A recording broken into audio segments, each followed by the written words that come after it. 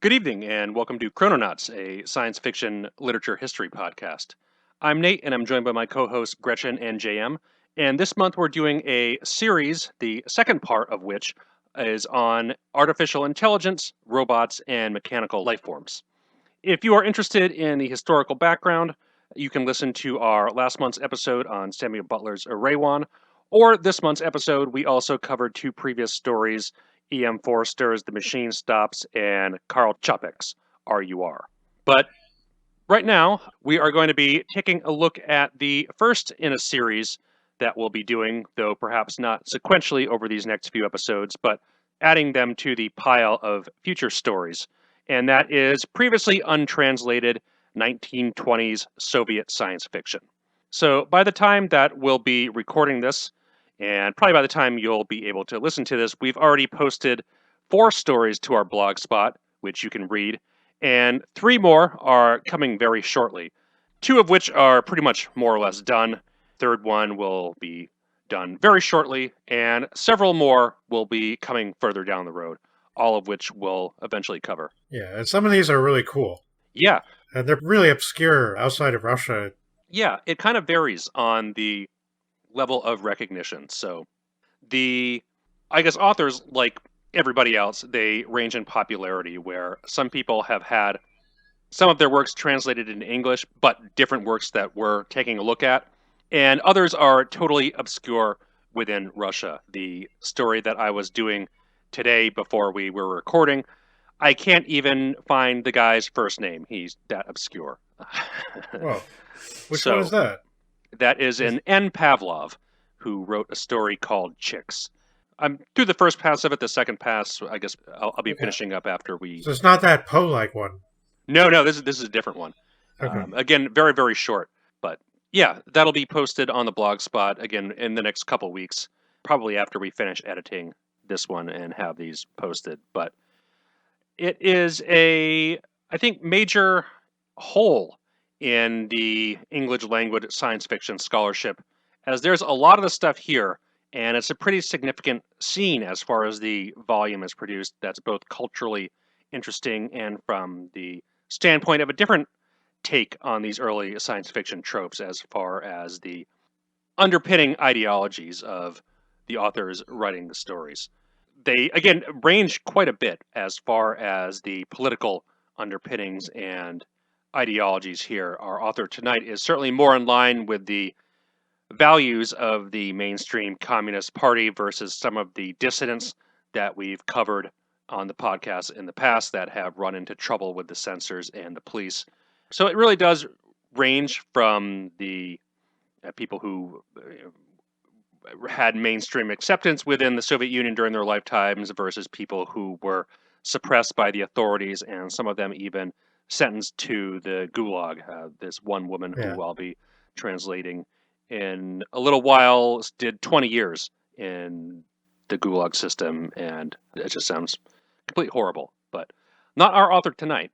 Yeah. So I guess you'll have quite a bit to look forward to in the next coming weeks as far as these translations go.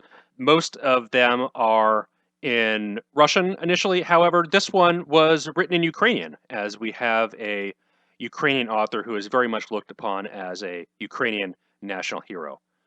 So, Volodymyr Nikolaevich Yeremchenko, who wrote under the pseudonym of Volodymyr Vladko, or Vladimir Vladko in the Russian language translations, was born in St. Petersburg on January 8th of 1901 to a working class family. His father was a newspaper technician and his mother was a midwife.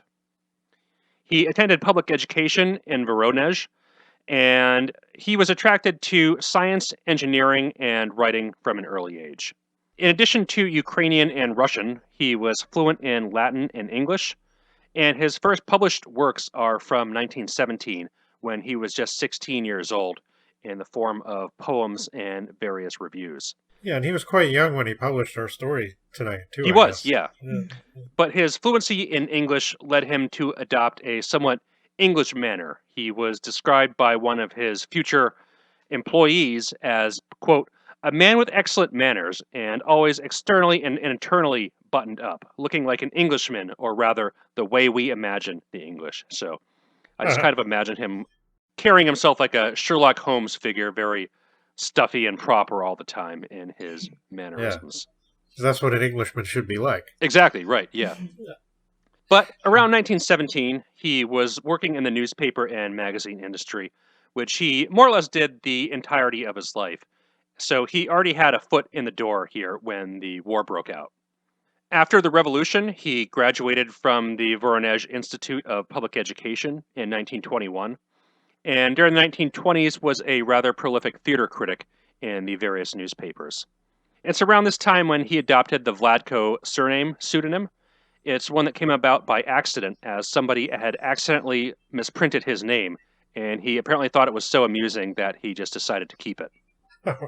During the 1930s, he reported extensively on the various five-year plan construction sites all around the Soviet Union, and he manages to stay in the good graces of the regime by actively adopting the Stalinist ideology. So again, as mentioned, unlike some of the other Soviet-era authors we've covered previously and will cover in the future, Vladko was very much a party cheerleader in his works, and that very much carries over into his fiction. During World War II, he was a political commentator on the Ukrainian radio station named after T.G. Shevchenko, and after the war wrote numerous texts for early childhood education. Generally speaking, was highly regarded and decorated for the remainder of his life, dying on April 21st of 1974. So as a fiction author, which was largely science fiction, he was incredibly prolific, and aside from a period of about 10 years after World War II, which slowed down in the mid-1940s and resumed in the mid-1950s, he basically wrote science fiction and fantasy for his entire life. While he wrote in both Russian and Ukrainian, most of his stories were written in Ukrainian and not translated into Russian until quite recently, like within the last 10 years or so. As such, he is incredibly popular and influential within Ukraine, and considered to be the Ukrainian Jules Verne, a title which would have pleased him, as Verne was one of his major childhood influences, like I think a lot of authors we've covered on the podcast before. He started publishing science fiction stories in 1929, with a few stories, the earliest of which is Raketoplane S-218, and also the story we're covering tonight. So the late 1920s is when the Soviet science fiction genre writing really starts to get going. A lot of the revolutionary era and pre-revolutionary writers that wrote SF were what Raphael Noodleman calls, quote, mainstream writers. They're like the Bulgakov we covered previously, or the Platonov, which is up on the blog spot now. Or even Alexei Tolstoy, right? Yeah, right. He certainly became more known as a, quote, realistic, quote, novelist later on, I think. Yeah, so a lot of authors that otherwise did non-genre fiction, more of a literary scope than the amazing stories style pulp magazine stuff. The other author we posted up on the blog spot now from this batch of recent translations, Gral Orelsky, kind of fits between the two movements, but Vladko here is definitely a part of this late 1920s wave that is kind of a mirror image of amazing stories and the wave of pulp stuff that comes out of America around the same time. Except it's Soviet propaganda. Exactly, yeah. Yeah. Well, why not, I guess. It's kind of a cool take on it. Vladko's most famous novel is Argonauts of the Universe, which was originally written in Ukrainian in 1935 and translated into Russian in 1939. And as such was incredibly popular upon publication and pretty influential within the Soviet Union. I wonder what that's like. That sounds interesting. Yeah. From what I understand, they go to Venus or something like that. And again, it has these Soviet revolutionary themes where they introduce socialism to the galaxy, and that makes everybody happy. But it influenced a lot of the 1960s Soviet science fiction authors. The Strugatsky brothers said that they read it as a kid and all that. So, I mean, I think it has the more or less same place in Soviet science fiction history as a Gernsback or somebody like that would have in American science fiction history. Since Vladko pretty much towed the party line throughout his entire career, despite the fact that he often revised his earlier works in his later life, he never had problems with the censors, like some of the other Soviet authors we've covered, and was highly recognized and decorated, including 2 Orders of the Badge of Honor, a Certificate of Honor from the Presidium of the Supreme Soviet of the Ukrainian SSR, a Certificate of Honor from the Pravda newspaper, and certificates of honor from the Central Committee of the Komsomol. So another central committee here. His fluency in English gave him an opportunity to explore American science fiction, and he had reviewed Bradbury's Martian Chronicles for one of the Ukrainian magazines, the Universe. Did he like it? I believe so, yeah. I didn't actually read his review, but he seemed to be at least somewhat familiar with mainstream American science fiction. And from what I can tell, wrote about it a fair amount, though the Martian Chronicles review was the one thing that I could verifiably find that actually, he wrote. This particular story, though, as previously mentioned, is one of his earliest ones from 1929, The Defeat of Jonathan Govers. This was initially published in Ukrainian under the title Jonathan Govers' Mistake in the magazine Knowledge and Work, volume number 3 from 1929, with illustrations by A. J. Dietz, and was later republished in his 1936 anthology 12 Stories. Later, Vladko reworked this story into the novel The Robots Are Coming from 1931, and again later in the novel Iron Revolt from 1967. The 1931 version seems to get mentioned in a few English language sources, but for this translation we went with the short story version, mainly due to the length.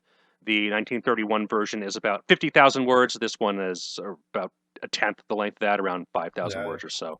So, likewise with the other untranslated Soviet fiction we'll be going through primarily on short stories for that very reason.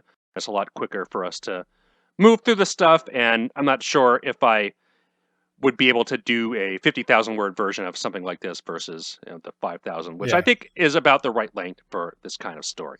But we will keep an eye out for things that are coming out in the future. You never know, right? There may be some of these works may be unearthed, and I guess we're doing our part. So, yeah. Yeah. We certainly have to get the ball rolling in that direction because there's a lot there. And again, not just in Russian, but there's Ukrainian stuff. I found a couple longer works in Belarusian. I'm sure there's some stuff in some of the Central Asian languages as well that were spoken in the Soviet Union, like in places like Kazakhstan or Uzbekistan. But even with the Russian language stuff, there's not that much English language stuff that goes deep on a lot of these more obscure stories.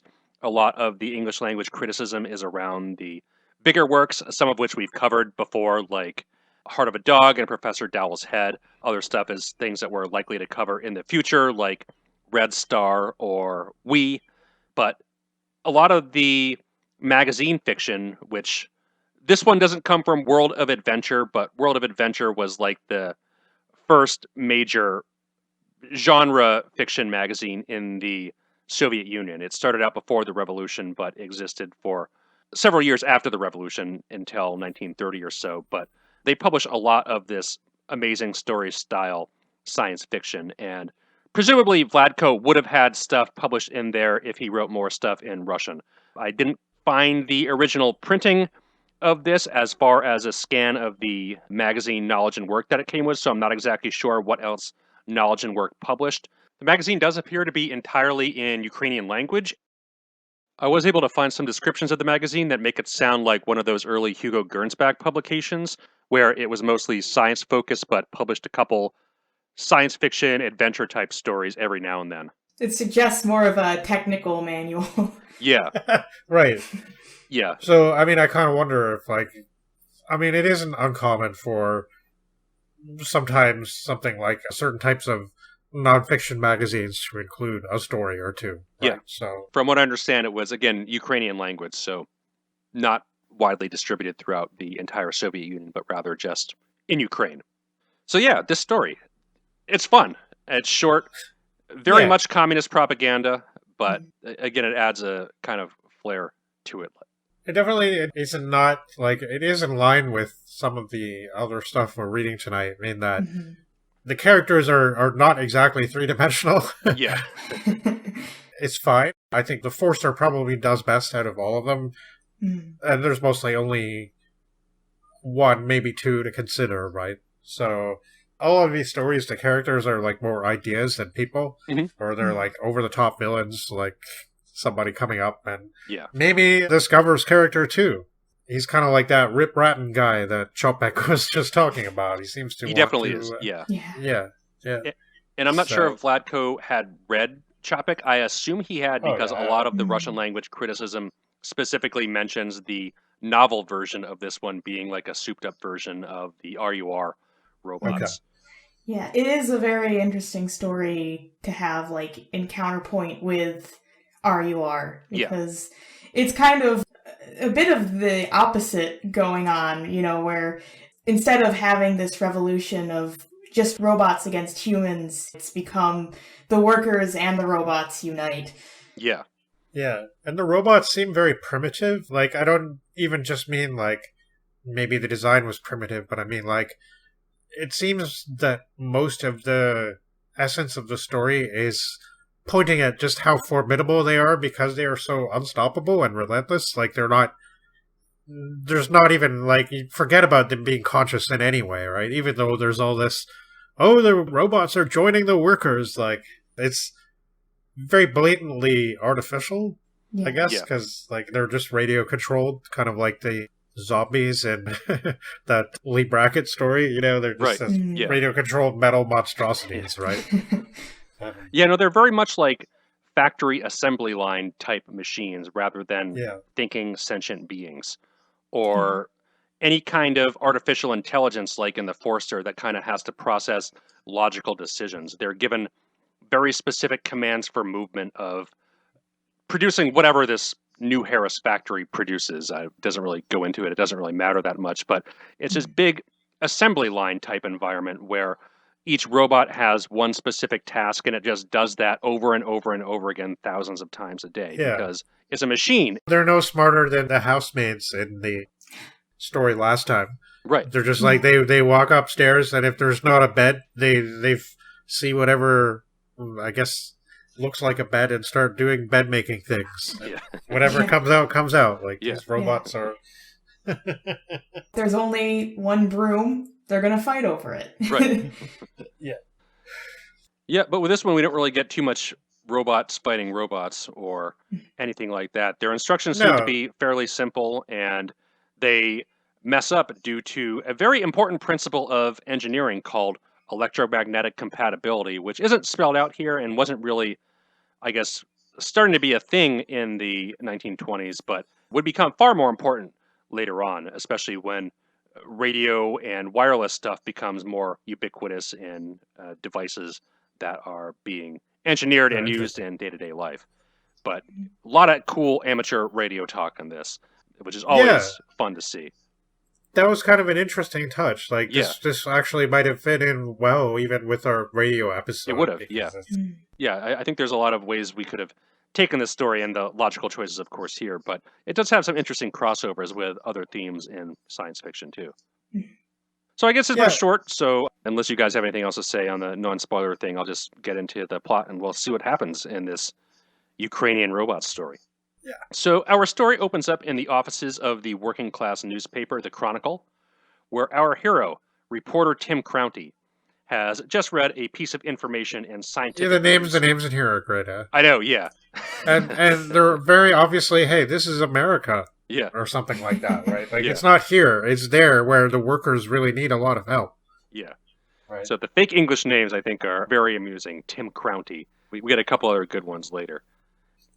But he reads a piece of information in scientific news that's quite alarming.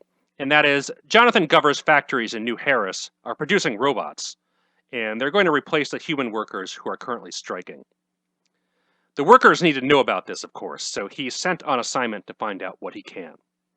And he's able to secure a meeting with Govers himself, who, after a rather tense exchange, demonstrates the robot in such an awesome way. He presses this, like, James Bond villain-style button on his desk, and a wall opens up, and the huge robot walks out, all stiff and thunderous, and he just takes Govers' briefcase, and Tim Crounty is just totally shocked and scared stiff. And it's kind of reminds me of in The Triumph of Mechanics, yeah, when he walks in with those robotic dogs. Oh, It's a very grand scene. Yeah, it's a very impressive demonstration. Also makes me think of the Avengers. Yeah. And the Cybernauts episode. Almost. Yeah. This is kind of industrialist with these giant robot creatures, cybernetic. I think they were once human or something, or they had some human element to them. But anyway, yeah. Yeah, I mean, the first impression is always the most important. And when the idea is to instill this fear, this demonstration of power that, we have these huge, awesome robots, what better way to do it than this elaborate production? And he definitely gives him that. And by this demonstration, he assures Tim that the strike will indeed be crushed, even if the company's profits are at initial loss from having to do robot stuff or whatever. But still, the strike is holding firm for several days. The workers are in horrid conditions, and they see a truck drive in and unload a shipment of these robots. So what can they do? Tim wants to get closer to have a look at the factory. It's going to be tough because there's lots of security guards everywhere, but if they're stealthy enough, maybe it'll be possible. They're able to peek in a window unseen, and the robots are all working in an eerie silence, completely flawlessly, doing however hundreds of repetitions per second. And they're just monitored by a human overseer who's kind of walking up and down the hallways, checking to making sure everything is okay. And it seems like everything is going flawlessly, except, however, this one robot suddenly makes a wrong move and just collapses on the floor and is promptly removed by the overseer. And Tim realizes that the robots can make mistakes too, but how did this one fail? And more importantly, why did it fail? So Tim holds a series of conversations with a Jim Winton, an ardent radio amateur and tech wizard. Tim and Jim. Yeah. He deduces that the robots are controlled by radio waves. He doesn't see wires anywhere. They're not big enough to house a gigantic battery, so it has to be something wireless. And he's going to hack them. Oh, yeah, and hack them he does. Yeah. They observe the robots for a while, and they note that the malfunctioning robots are near an electric clock on the wall, so there must be some kind of interference in that particular spot that causes them to mess up and crash out. I don't like how they figured this out. Like, the guys at the factory couldn't be bothered to figure this out, but these guys are just like, yeah, okay, that makes sense, right? Yeah. And it's cool that the way that was done. It's the knowledge of the working class that gives them the edge over these evil capitalists. So this, of course, gives Jim the idea, and he works for hours and hours trying to figure out a solution, days even, talking on a shortwave radio transmitter. And one day they're observing the robots, and at noon, all of the robots suddenly raise their left hand. So what could this mean? The poor conditions of the workers are coming to a breaking point, and they're ready to march on Govers. It's a last-ditch effort, but after almost a month, what else can they do? If it doesn't work, they'll be forced to give in anyways, so they might as well try. It seems hopeless, but wait. There's metallic footsteps, and they're coming. The robots are with the workers. The crowd erupts and cheers. The workers have won. So it turns out that Jim Winton, again, another great fake English name, he'd been talking on the shortwave radio to the radio geniuses from the Red Countries, where else, of course, who had been using their superior socialist engineering knowledge. They hacked the robots using radio waves and have used them against the forces of capitalism. Yeah. They're now lying dormant in a warehouse for now, but maybe one day they'll join the workers again on the revolutionary barricades. Thunderous music. Yeah. Socialism triumphs, and that is the defeat of Jonathan Govers. Yes, the defeat of Jonathan Govers by comrades Tim and Jim. Yeah. Yeah. Yeah, it's pretty adorable, I must say. It's pretty cute. I don't know, it's definitely, I guess in a way, the silliest of all of the stories, maybe. Well, I don't know, it has some stiff competition coming up. Yeah, it does. But, yeah, I don't know, I liked it. It was a fun, quick read. It's not very long. I do kind of wonder what the expanded version was like, but Yeah, so I looked at the 1931 one, and it uses the same character names, so I'm not exactly sure which parts he expands. yeah. I didn't look at the 60s one, so I'm not sure if he changes the character names or the scenario. I mean, I do think like it's kind of unfortunate that this story is just like the robots aren't that interesting. They're just radio controlled lumbering machines. Yeah. And the story itself is, I don't know, it's like the workers unite. It feels a little bit like he didn't have to write it like that. I don't know. It's I guess it's quite possible to maintain that philosophy and exhort these kind of principles without being quite so on the nose about it. But like you said, it is kind of on the level of these amazing stories kind of publications, which tend to be a little bit like that. Yeah.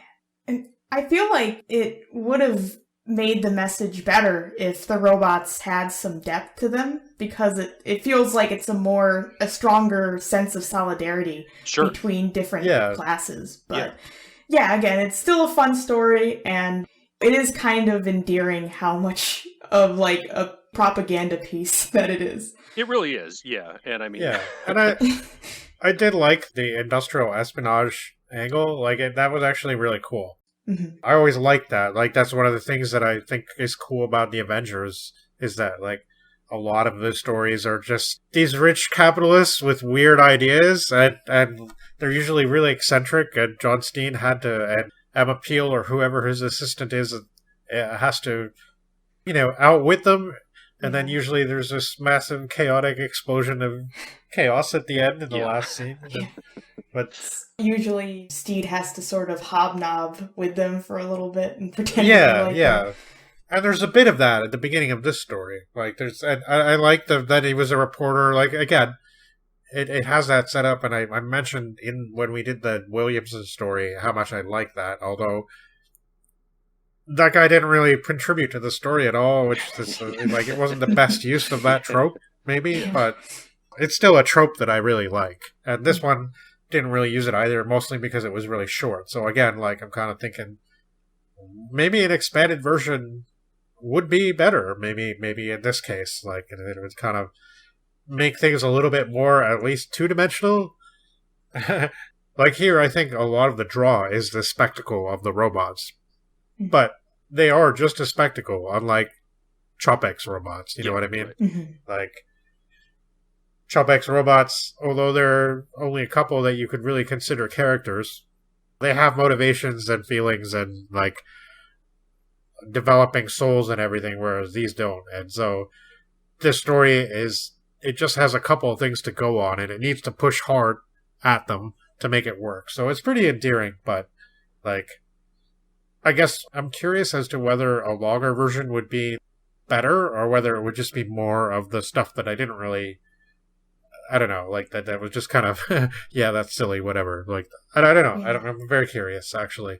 Yeah, and I feel like there is that hint at the end of the story about using them on the barricades of a revolution. So maybe that's how it's expanded, is sort of going into another scenario like that. Yeah, it could be. Again, I didn't really look at it that much in depth at all. I just checked the word count and I wanted to see if it kept the same names, which it does. So it is more or less at least an expanded version, if not a total continuation of the story when it ends. Yeah, again, another interesting area that is yet to be explored by English language scholarship. The expanded version, again, does come up a bit in some of the English language criticism on Soviet science fiction, especially Ukrainian science fiction, but it doesn't really go into a lot of the depth on the novel itself. Right. Again, I'm not sure if it's more like Socialist Party cheerleading or if it does expand it out more. Vladko himself was a newspaper man and did reporting stuff, especially like wartime reporting stuff during both world wars. So he might expand that out more. Well, I'm glad we did this. Yeah, I am too. This was a fun experience. I'm obviously much better in Russian than I am with Ukrainian.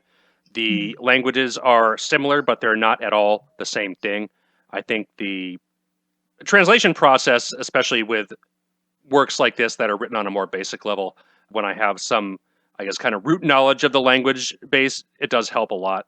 The, I guess, main aspects of getting this stuff across into English are grammar. So Ukrainian grammar is more or less the same as Russian grammar. Then you have vocabulary, which can easily be looked up for words I don't know. And the toughest part is always the idioms and phrases, which you see more of in some literary fiction sometimes than some of this, I guess, pulpy science fiction stuff. So can we talk about this? When I looked at the translation, obviously, before we kind of put it up, and we talked about this, and I think you were uncertain of it as well, but the way Govers' title was, he was like, what do we call him? And it's almost like the text was saying Supreme Overlord. Yeah, right. That's not really what you usually call the CEO of a company. Yeah. But it sounds evil, right? Yeah. So... Yeah, and I mean, there's words like that are, you have to consider the context and how they're being used. So Communist Party propaganda would describe a capitalist CEO like that. Yeah, that's true. Yeah. So I think that's why I kind of debated for a while. Like, is that something to keep in, or is it like a bit too, I don't know, like it's not accurate, but that's not really the point, right? Because the people reading this wouldn't have experience of what it was like in these English-speaking parts of the world, right? Yeah. They're kind of writing about it like it's this dangerous, terrible land where the rights of the workers haven't fully been established. Yeah. So, yeah. The transliteration issue doesn't come up that much with any of the other stories that I've done. It poses a particular problem with these letters in both Russian and Ukrainian, and that the letter used for G can be sometimes transliterated as an H. The same letter is used for the G in Govers as the Russian language translations are for Harry Potter. So literally it'd be like Gary Potter instead of Harry Potter. Oh, yeah. And likewise, the letter used for V in this circumstance for Govers can sometimes be transliterated as a W for English names. So I went with Govers instead of Hovers or Howers or Gowers. But yeah, well, that seems to make sense. It sounds like the name of a supreme overlord. Yeah, right. So yeah, but it's just one of those odd issues that, again, it came up more in this one than some of the other stories that I've been translating over the last couple months. Yeah, the Arielsky ones are really interesting. They are. Yeah, we'll be talking about those. So I'll give a bit of a teaser of stuff that's currently on the blog spot and yet to come. So. This is the first one I did from this batch. It's the only one in Ukrainian, and all the rest are in Russian initially. So the other ones that we have up there are Platonov's Markun, which is an earlier one from the 1920s that's primarily written by one of those, I guess, termed mainstream authors, and that he was not really known for genre writing, but more literary type stuff. And that's kind of more of a weird, moody piece that does involve some science fiction concepts, but it'll be an interesting one to try to figure out where to stick it on the podcast. That might be one for like a miscellaneous short story roundup or something. But we also have the Tales of Mars cycle by Gral Arelsky, which is a set of 3 short stories that are loosely interconnected, that are set about 1,000 years apart from one another, that each deal with different aspects on this fictional civilization on Mars. And the way it plays out is really, really cool. Yeah, that's something totally unexpected. Yeah. I haven't read the third one yet, but like just the idea of this cycle that was created, like this is before, when were these published? The 24. Sorry, written in 24 and published in 1925. Okay, yeah. It's pretty, I mean, I don't know, I guess I'm just not used to seeing that kind of thing, like a series of stories that are sort of connected and set many years apart, like in a cycle like that, until a bit later when it became extremely popular to do just that kind of thing. Right. But like in the 20s, in that kind of science fiction context, no, I don't think so. Not too much. Yeah, no, it's not that common, and it's, again, a really cool take in that each story is, I guess the preferred order is reading them all in subsequential order, but they can all be taken as standalone stories, and they deal with different aspects of the world, and it's a really cool exercise in world building. Yeah. We'll talk about that when we get to it. Yep, absolutely. And coming up in the future is going to be Vladimir Orlovsky's Steckerite. And he had a story translated actually in Amazing Stories in 1929, but this is the Edgar Allan Poe style story of a character trying to escape a terrible situation, and it just really follows all the mental twists and turns that the character goes through and how to get out of it. And yeah, Edgar Allan Poe, amicus horror, but with a sci-fi bent. It's a really cool one. And the other one that's coming up soon is the story Chicks by N. Pavlov. Again, I couldn't find the first name for him, where this amateur scientist who built a incubator for chickens in particular, his friend finds a bunch of fossilized eggs in the woods that are like millions of years old, so they decide to hatch them, and what could go wrong there? What could happen? What could possibly go wrong? So I was going to ask if they made headless chickens. yeah. Well, so yeah, lots of really awesome Russian translations to look forward to then. Yeah, absolutely. I don't know how we're going to incorporate these, but they'll be up on the Blogspot, so you can read them. And yeah, I mean, they might be works in progress. Like, I'm probably going to, I don't know, we'll definitely be updating as we go, and we'll get all these on the podcast at some point. Yep. So I think a lot of the time, listeners, they want to listen, but they haven't necessarily read a lot of the things that we're going to be talking about on the podcast. But when something is up there on the Blogspot, it's right there. So you just go, the one-stop shop for chrononauts, as you might say. So Yeah. You go there, you see all the translations that are, these are going to be pretty cool. It's just really great to be able to bring all these stories out into the English-speaking world. Yeah, I agree. I'm trying to do my part for science fiction scholarship, and hopefully that gets people interested in this stuff. All right. Well, I don't really have anything else to add to that, so why don't we visit with an old friend, Edward Page Mitchell.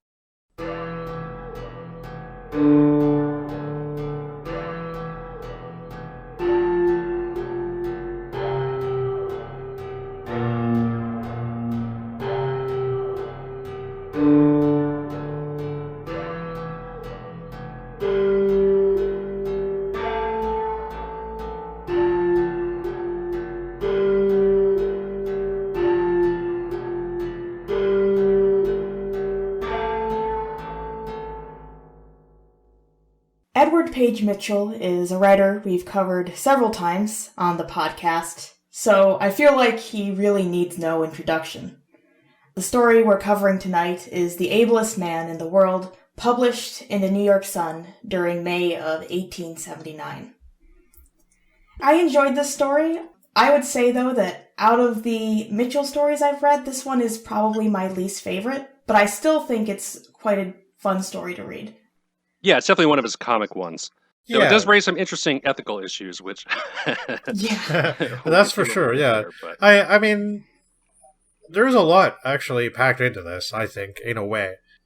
I do think, like, it's funny because, I mean, I was just even saying before we started recording that in the book I was reading, one of the two collected Mitchell stories volumes that I have an ebook, it was right before this story called The Senator's Daughter, which was, like, way more futuristic and inventive, and there was a lot more to that one, but I guess I didn't really feel that The Ablest Man, was diminished necessarily, because even though it's very short and, like, a lot of kind of things make you raise your eyebrows and go, wait, like, did he think of the consequences of that? Like, I think in a way... maybe he would have if it would have been longer, but and that's another thing. Like, Mitchell only wrote pretty short work like this. He was really talented. Like, I kind of wonder, what would a longer work by him have been like? Yeah. And it's interesting because I think the length comes out of necessity. I found a scan of the original Sun issue, and it's all on one page. The entire story is just on one page. So I think that's what he shot for, is things that probably uncredited, right? Yeah, exactly. Yeah, it would be interesting because, like, some of his stories just have, like, really interesting concepts and a lot of things that could definitely go deeper if he wanted to. So, yeah, it would be interesting to see what a longer work would have looked like. Yeah.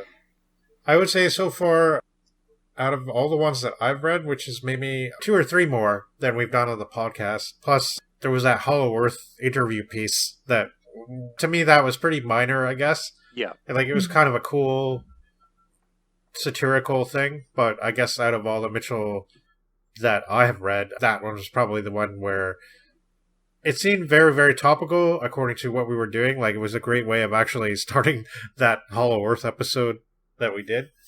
But it was, okay, yeah, this guy's really weird that he's interviewing, and he's like, believes in some strange nonsense about the Hollow Earth, right? Like, brings up the Sims theory and all this stuff. But, yeah, I mean, like, The Clock That Went Backwards and The Senator's Daughter are probably the two that I really, really thought were very special. But then, like, even his not as special works have this interesting concept to them, like you were saying, and this cool feeling of this, concept being laid out in a very short space. There could be more to it, but it's almost like it doesn't have to, just like it leaves it to your imagination. And earlier when we were talking about the Machine Stops and how Forster might have been inspired by the Book of the Machines, I couldn't help but think of Olaf Stapleton again, because of the way, especially his books like The Star Maker and Last and First Men are just throwing ideas at you in a very short space and leaving you to sort of pick up the pieces and maybe form something out of it. Like, there's not really a lot in the way of characters or people you can identify with, but the broad concept that he's throwing to you is like throwing a bone to you, you know, really. And you're like, you're invited, your imagination is invited to play with it. And I think that's one of the really cool things about some of these Mitchell short stories, too. And it's definitely the case with this one. Yeah, he's an interesting author, and I know we say this like every time we cover him, but he just does so much for how early he is. And Wells gets a lot of the rightful credit for being a wide and influential author as far as the science fiction genre goes, but it seems like Mitchell pretty much sketches out the entire scope of science fiction tropes like 20 years before Wells started writing. He does like a different thing with each story that's still relevant to modern science fiction. And while I would agree that this is definitely on the weaker end of the stuff we've covered, a weaker Edward Page Mitchell is like an 8 out of 10 for me, and I think that's where I'd like rank this one. Yeah, I agree. I found like his stories just seem like consistently good. Yeah, you know? right. It's like, even a weak Edward Page Mitchell is like better than a lot of other writers at their medium spot. Right. It's really great to read. Like, so even like a story that I don't care as much about, like I never regret reading it. I never think that it's terrible. It's always like still a nice read. And this is like 1870s. I mean, you know, who else was out there doing this much science fiction related stuff at the time? I can't really think of anybody. I mean, you know, Jules Verne was writing adventure stories, and that's what he wrote. And he was good at doing that, but he didn't have the breadth of science fiction ideas that Edward Page Mitchell does. I mean, here we get the robotics, mechanical intelligence story, but time travel, cryogenics, weird mathematical concepts, Hollow Earth stuff. He gives us everything that you could ever possibly want. Yeah, right. Yeah, and even like he is able to sort of mix up his tone as well sometimes, like with that Old Squids and Little Speller, where it's like he kind of goes for a more somber tone, and then he can also do, you know, more comedic pieces very well. So I'm always like impressed by his stories in some way. And I know we were talking earlier about like Forster being ahead of his time, but Mitchell as well is just, like you said, he kind of captures so many sci-fi tropes in a variety of stories. Yeah. It's interesting too, though, because we don't know what people really thought of them at the time. And because he's often appeared without a byline, we can't even say, like, oh, look up to see what people thought of Edward Page Mitchell stories in 1879, right? It's just not possible. And that's interesting in a way. Like, the author we're going to do next, Fitzjames O'Brien, not too far apart and live probably around the same area. the previous generation, I guess, somewhat. Yeah. But a lot more, like, even though he didn't write too much either, like, mostly in shorter work, people knew him and people commented on his stuff, and his stuff was popular and people knew his name, unlike Mitchell. So that's kind of interesting. Yeah, I think the rediscovery was 100 years after or whatever when Moskowitz published that anthology in, what was it, the 70s or something like that? Yeah. It seems that way, yeah. It seems like Sam Moskowitz might have had a bit to do with sort of popularizing his name again, but I don't know when these two anthologies that are on Project Gutenberg, I don't know if they date from the 1970s, like, because they would be under copyright, so I can't really say. But it doesn't seem like books by him were published in his lifetime. So, yeah. Thinking about comparing the popularity of O'Brien and Mitchell, I had known about O'Brien's work, and I had read The Diamond Lens several years ago, but I did not ever hear about Mitchell until, JM, you told me about The Clock That Went Backwards. And okay, yeah. That story was so awesome. Yeah, it's a really great story. Yeah, but I mean, I feel like The Diamond Lens and What Was It have been anthologized a billion times where, I don't know, Mitchell just doesn't get the same treatment aside from maybe The Clock That Went Backwards. And I think he really should. Yeah. Very inventive author, for sure. And this one in particular has a lot of touches of humor that, again, you don't see in a lot of these early science fiction works, in that the humor in somebody like a Butler or whatever is going to be satirical criticism of society. You're not going to get those really sharp one-off quips that you might see in more of a Mark Twain type story. Yeah, this has a bit of that for sure. Oh, it has a lot of it, yeah. Yes. It's the first two stories tonight where booze is the hero of the story. So, yeah. A bit of foreshadowing there. It left me feeling like a little bit, I don't even know, like it's kind of cool because he makes it ambiguous enough where you don't really know, the protagonist maybe doesn't, I don't know, maybe he hasn't done the right thing, right? Yeah. And so it's open enough that it's not 100% certain, and I like that. I like that aspect to it. It does seem like he acted kind of prematurely. And I feel like maybe Mitchell was kind of aware of that a little bit. Like, he didn't highlight it too much. Like, you kind of feel like you're supposed to side with him. But at the same time, I don't know, maybe not. Especially when, well, we'll get to that part, but, like, this terrible scream at the end, you know? It's like... Yeah, there's like several different touches throughout the story, which we will get to once we summarize it, that do feel like, yeah, maybe this guy is in the wrong. Not to mention that you're receiving the story by a narrator who is telling the story of his friend. So it's like, he doesn't know the actual way that it went down. He's just kind of taking his friend's words for it. Right. Yeah. Good use of the unreliable narrator trope. Yeah. Indeed. I also like that, like, this is a story about a true cyborg, right? And here's the thing, right? Like, it's a kind of, there's definitely technical questions, right? But from what it seems to me, this person, right, it's this individual who's the ableist man, without his implant, he's pretty much unable to communicate. Maybe his intellect is highly suppressed.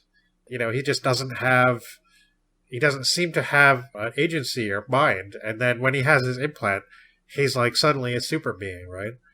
It just kind of makes me think, well, what is the essence of humankind, right? Well, what is the essence of humanity?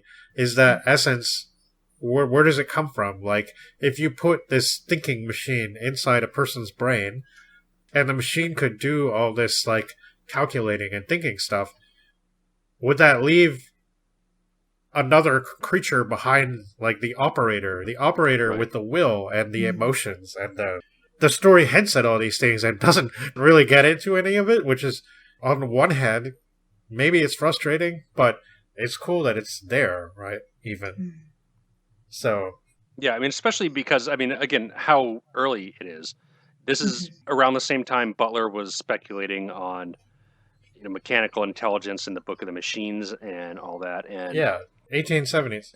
Not too far after Babbage was doing his experiments, which are directly cited in the story. Yes, that's true. We're decades away from any kind of real-world electronic digital computer. And even the earliest of those from the 1940s, they could basically just crunch ballistic tables and differential equations for solving said ballistic tables. So, I mean, it's not like they were anywhere near the sophistication of intelligence, never mind the fusion of man and machine that we have in today's world. So, I mean, him foreseeing these issues in the 1870s is just absolutely incredible. Yeah, and what really gets me too is, like, this kind of plays into, I mean, I've been a little bit vocal about certain things lately where I'm not, like, all these AI art things start to annoy me, like, especially the AI-generated music and writing and all this stuff, and I'm kind of railing against it. But another part of me is, like, I like this revolution because, I mean, as a person who has some disabilities, it's kind of like, yeah, this technology has some good implications that I look forward to. And the fact that this person is, like, considered non compos mentis, so to speak, without this thing, and he's given it, and just because he's really powerful and really, like, it turns him into, and again, I'm kind of reminded of a future thing, Flowers for Algernon by Daniel Keyes, where this person with severe mental developmental issues is given a drug that turns him into a genius, right? And it's about his observations about the world and how things change when his intellect grows and how he starts to become a little bit full of himself and a little bit cocky, right? And a little bit, like, Napoleonic, if we want to be, like... He doesn't have any ideas about world domination or anything, though, right? And I don't know, like, they're just sort of assuming that this guy might. So, and it's kind of interesting, like, that's... Napoleon comes up a lot in some of these 1800 stories. He was a big behind-the-scenes player in Pair of Reputations by Chambers. Yeah, right. People were afraid of a new Napoleon. So, some kind of... I don't know, it's interesting and almost this, like, theme that started to develop around then and into the 20th century, where this, like, mastermind tried to take over the world, right? And the protagonist of this story believes he's found such a person. But on what basis? Yeah. You may well ask. Maybe we should detail how the story goes. Yeah, let's take a look at it. All right. The main character of the story, Fischer, a friend of the narrator, starts the story while visiting Baden, Germany. Although he is not a doctor, he is given the title Herr Doctor Professor in the officials list of the hotel. This is to compensate for the lack of titles among U.S. visitors, and Fischer gained his purely through his use of spectacles. It is due to this title that one day a porter comes to him when there is a medical emergency. Baron Savich, working under Russian General Ignatiev, is in a terrible fit and needs assistance. Despite insisting he isn't actually a doctor, the porter drags Fischer to the Russian suite, where everyone except Savich and a valet are out. Fischer finds the Baron doubled over in pain, so he has the porter fetch Kentucky bourbon from his own suite and gives some of it to Savich. While the Baron relaxes from the alcohol, Fischer takes in his appearance. He is a young man, in his 20s, and is handsome, except that he has a strange head. It is round on top and completely bald, covered only by a skull cap. When the Baron begins to feel dizzy and Fischer finds his pulse irregularly high, causing him some uneasiness, Savich grips his head in pain, then tells the other man, still believing him to be a doctor, to unscrew his head, ripping off that skull cap to reveal a silver dome. Though dumbfounded, Fischer starts to do as the Baron asked, but then the Baron faints. At this moment, another resident of the suite, Dr. Rapperschwill, rushes in, pushing Fischer out of the door and slamming it in his face. The next day, Fischer receives money from Rapperschwill, a bribe to keep what he saw secret. However, Fischer isn't satisfied, wanting to know more about the doctor and the Baron. He asks a Polish countess who his wife befriended about them. Of the Baron, he learns that his origins are mysterious, but that his successful career has been unprecedented, quickly advancing and becoming a Baron before 25 because of his skills as a tactician.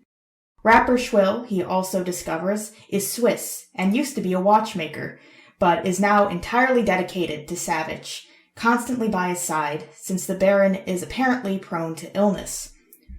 With these facts in mind, Fischer still wants to confront Rapperschwyl about the incident in the Russian suite, and gets the chance to speak with him alone a few days later. He returns the bribe, and bluffs by implying he has technical knowledge and that he had actually seen inside the Baron's head after he had fainted. In return for not revealing to the public what he saw, he wants Rapperschwyl to explain everything, which the doctor does. The doctor tells Fischer that he used to be a watchmaker before turning to the study of physiology and other sciences. Using knowledge across these various fields, the doctor made a completely logical machine, devoid of human fallacy, and wanted to replace a human brain with it, creating a strategic genius. And this is so interesting. Here we're creating a calculating machine based on the principles of Babbage that he vaguely alludes to, right? And it's approximating the way the human brain works. Like, yeah. That became so much of a thing later on to consider this kind of thing, right? But here's Mitchell doing it. Yeah, tying the two together explicitly. Mm-hmm. He found a young boy in a mental institution who was devoid of most of his senses and performed such a surgery on him, which is how the Baron became the person he is in the present. Yeah, again, quite an ethical dilemma here of just pulling somebody mentally incapacitated and cutting their head open without any kind of meaningful consent. It's right. It kind of reminded me a bit of The Soul Giver. Yeah, and how, totally. like, with the woman who is kind of considered the same as this young boy, and they just sort of, it's a little dodgy. Definitely. Morally. Yeah, but I mean, once he was activated, there was no doubt in his mind that it was the right thing to do. Right? So yes. And I think it's really cool. I mean, I would like, I suppose cybernetics is really interesting that way, right? Because you can enhance people in all kinds of different ways, right? And I don't know, this is really interesting to me that this ethical quandary starts to come up here. He tells Fischer, Baron Savage is my creature, and I am his creator. Creator of the ablest man in Europe, the ablest man in the world. Fischer does not see the doctor or the Baron during the rest of his time in Baden, but in Paris, 2 months later, he finds out that Savage will be staying at the same hotel as him.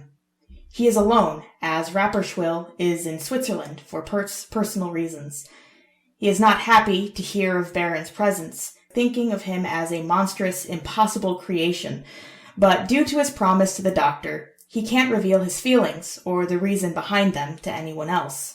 Yeah, definite shades of Frankenstein in all this too. Right? Absolutely. Yes. Yeah. Oh, yeah. Just the descriptions of the Baron just give a very Frankenstein vibe. Yeah.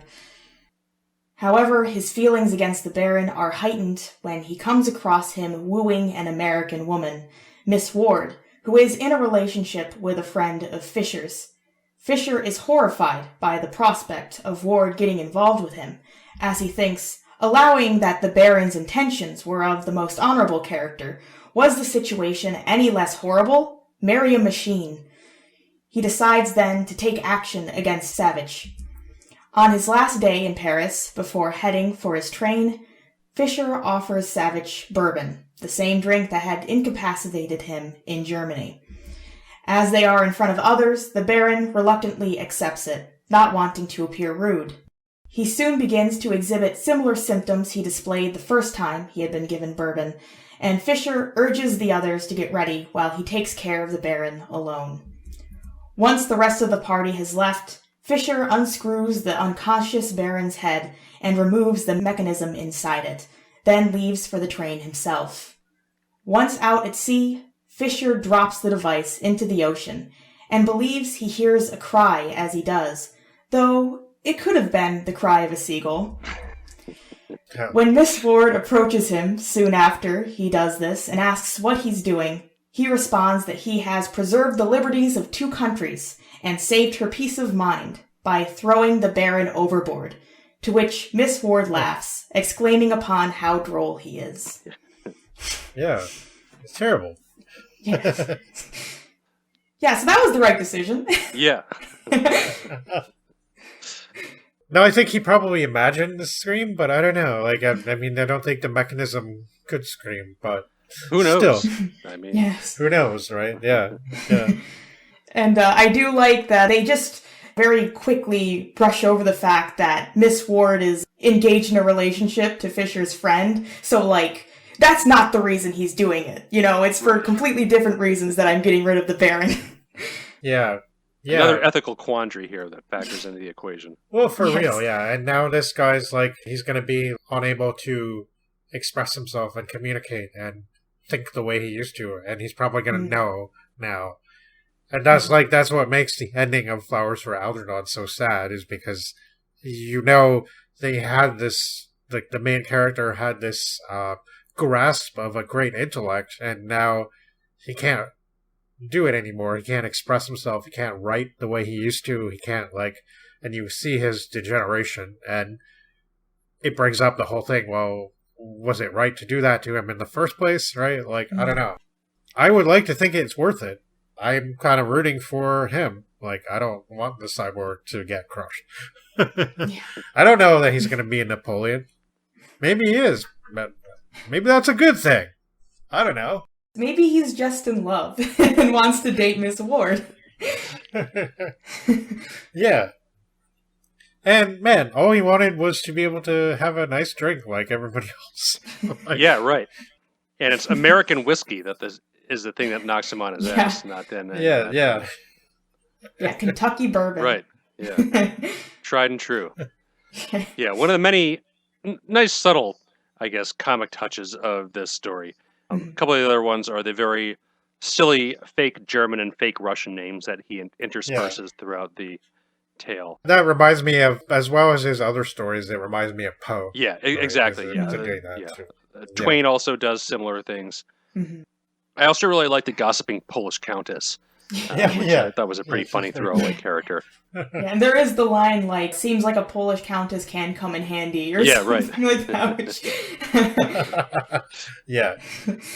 Yeah, overall, I think this was a lot of fun. And yeah, the ethics are kind of, you know, his stories really do leave you feeling something. I think it's just really interesting the way, yes, they feel almost written very specifically with a certain structure and with a certain, like, thing in the tale that's supposed to leave you with something. Like, even, I would say, the most simple story, like Old Squids and Little Speller, right? Like, it was just kind of this really sentimental, sort of cute story about a simple man bonding with a strange offspring, right? Like, that's not even his, and that he's just sort of inherited, right? This is a changeling. And then in the end, the offspring dies, and it's so tragic and sad, and it's like, but it leaves you with something. And Mitchell always seems to want to, like, it always seems conscious, and I don't know, like, again, he's writing for a newspaper, uncredited, right? So it feels like maybe that was the thing the newspaper wanted him to do, but he's writing to leave you with something, and that's really cool. Like, every story always leaves you with something. I don't know. I feel like people in 1879 probably thought about these ethical things a little differently than we do now, but maybe not as much so as one might think, right? Like, I don't know. Like I said, I'm a little bit on the side of the cyborg in this one, but it's definitely feels tragic at the end. And that scream, right? Like, is that even if it was in his head, right? Like, it was maybe that's his guilty conscience screaming at him, right? Yeah, it is like, I mean, just the imagery of dropping it into the ocean, you know, it feels like it's, I think you are supposed to feel bad, Absolutely. You know, at least a little bit for the cyborg, for Savage. And he never really proves himself to be like a malicious character.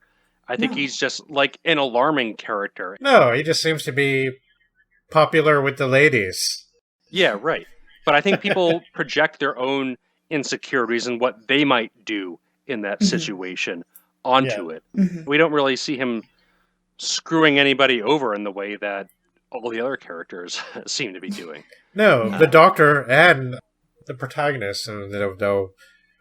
Now, like, he might not be safe after this, right? Like, I don't know. That guy might want to come after him. Like, the Doctor there told him the story and everything and gave him the opportunity to, like, just happen to be away, and this this guy now knows everything, right? And he says, like, sabotage my plan, very obviously. But it is kind of tragic to think that Savage really isn't allowed to be just his own person, because it's like, for Rapper Twill, it's like, he's my creation. And for Fisher, he's just this monstrous being. And he deserves to just have a nice romance with Miss Ward, I think. Or just live his life. Live his life. To just be allowed to do whatever he wants to do. But he is the ablest man in the world, so of course everyone would want to use him, right? Right, exactly. So,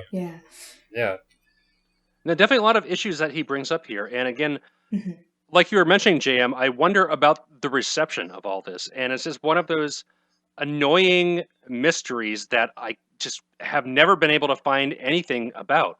There's that detailed history of the sun, but that's almost totally useless for figuring out any of the sci-fi story component or Mitchell's contributions to these stories. He was running the paper for a while, and you'd think that running a major New York City area newspaper, he'd be in contact with a lot of the major literary figures across the country in terms of both the fiction and the nonfiction writers, but his name just doesn't seem to come up in any of the contemporary sources in context with this stuff. And I don't know, like, I mean, the Sun must have had a big circulation. If they did it, it must be logical to assume that other newspapers publish science fiction. But who, it's, again, a lot of mysteries and unanswered questions. But I think what really stands out to me is that Mitchell is a talent onto his own. Absolutely, yeah. These are good stories. Yes. I really liked learning about Skylar, right? And I liked The Beast of Bradhurst Avenue, and I think that it was a cool example of a pulp story published in a newspaper that was reasonably well circulated in its time and place, right? But still not recognized the way maybe it could have been. But Mitchell almost seems like he's beyond the strictures of the format that he's writing for a little bit. You know? It would be interesting if I kind of tried to perform something similar that I did with Minna Irving and see if I can find something about him or something about his stories. Yeah. So we're also going to do we haven't decided when to do it yet, but we're also going to do probably host choice short story episodes, maybe a little differently, where like each of us gets to pick a few or something like that. And I want to get a few more authors that we've kind of talked about that we haven't really been able to get some of the work on there. And maybe another Mitchell story or two, like The Senator's Daughter, for example. And some of the other things we've been talking about on and off. But I like this. It's interesting Mitchell stuff. So I don't really have anything else to add, but this is a really cool story, actually. And it leaves you with that kind of frustrated feeling, but in a cool way, right? Yeah. Like, he's great at that. And I mean, like, it's kind of fitting that his life and his place in science fiction also leaves you with that feeling, because it's just such a good reflection of his stories and his work. Definitely. I definitely would be happy to read more of him in the future. Absolutely. All right.